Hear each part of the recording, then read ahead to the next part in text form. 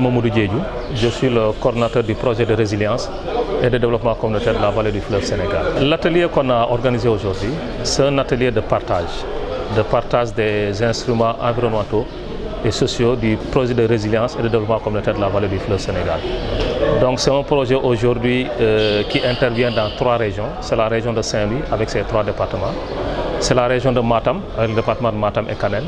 Et la région de Tamba avec le département de Bakel.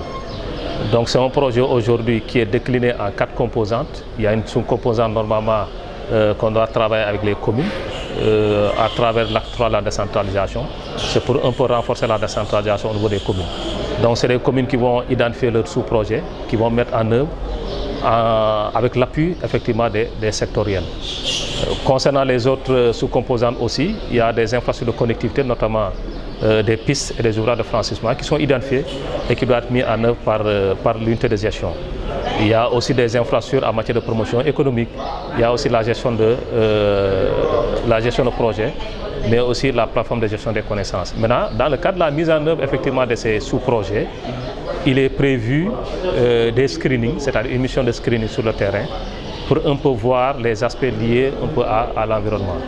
Donc la rencontre d'aujourd'hui, c'est pour d'abord avec le comité régional environnement, partager la plupart de ces instruments cadres qui sont déjà élaborés dans le cadre de la formulation du projet, pour que l'ensemble de ces services techniques puissent s'en approprier d'abord avant d'aller sur le terrain et faire effectivement ces missions de screening.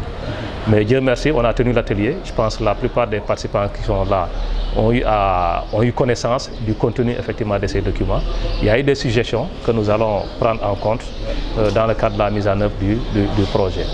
Donc c'est l'occasion pour nous en tout cas de remercier le gouverneur de la région de Saint-Louis qui a un peu facilité l'organisation, le préfet ici présent aussi qui a eu à participer effectivement à cet atelier, mais l'ensemble des services techniques de la région. On a vu l'engouement qu'il y a dans le cadre de ce projet et je pense comme on l'a dit dans l'atelier, on compte en tout cas sur l'ensemble de ces services techniques, sur leur accompagnement, vraiment sur leur implication pour qu'on puisse réussir ce projet.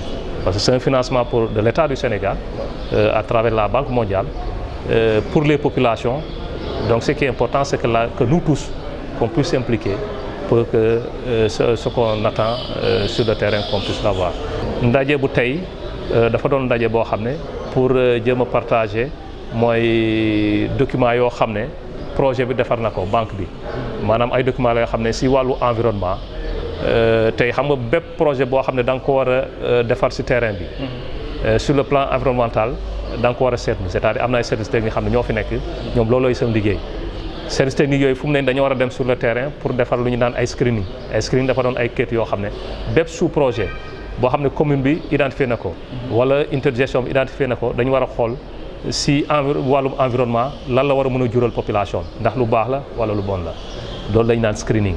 mais loolu nag balaa service yi dem sur le terrain dañ fi organiser woon benn rencontre boo xam ne gouverneur moo ko organisé ak fii préfet mi ngi ni taxaw sama wet ñoo ko organisé pour que nit ñi mën a gis documents yooyu xam lu ne si biir service yi war a dem sur le terrain d'abord nga xam ne bu ñu ko gisee ba xam lu ne si biir approprié maanaam xam vraiment documents yi na mën a tax bu ñu demee sur le terrain ñu xam liggéey bu ñu def sur le terrain.